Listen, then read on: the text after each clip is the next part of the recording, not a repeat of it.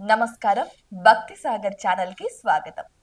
పార్వతీ పరమేశ్వరుల ప్రియపుత్రుడు విఘ్నేశ్వరునికి పూజ చేసిన తర్వాతనే ఏ కార్యక్రమైనా ప్రారంభించాలనే ఒక నియమం ఉంది.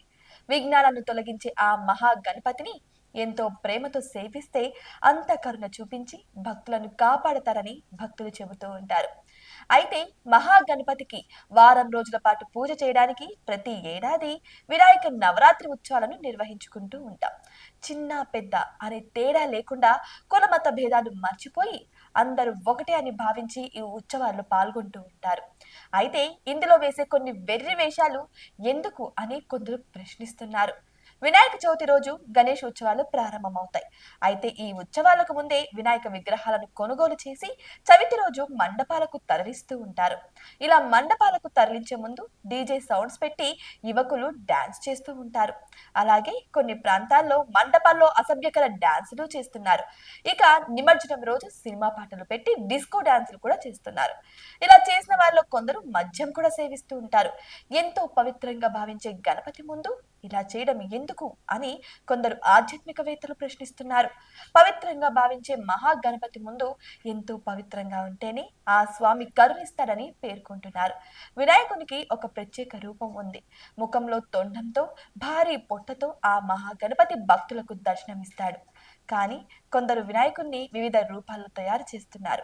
సినిమా హీరోలు, క్రికెటర్స్, రాజకీయ నాయకుల రూపాల్లో వినాయకుడిని ఏర్పాటు చేసి పూజలు చేస్తున్నారు. వినాయకునికి పార్వతీదేవి ప్రత్యేక రూపం అందించింది. ఆ మహామాత అందించిన ప్రత్యేక రూపంలో మాత్రమే పూజించాలి కానీ ఇలా తమకు ఇష్టం వచ్చిన రూపాలతో వినాయకుడిని తయారు చేసి పూజలు చేయడం దేనికి అని కొందరు వాదిస్తున్నారు. వినాయకుడిని సొంత రూపంలోనే పూజించడం వల్ల ఎంతో ఇష్టపడతాడంట ఆ స్వామి.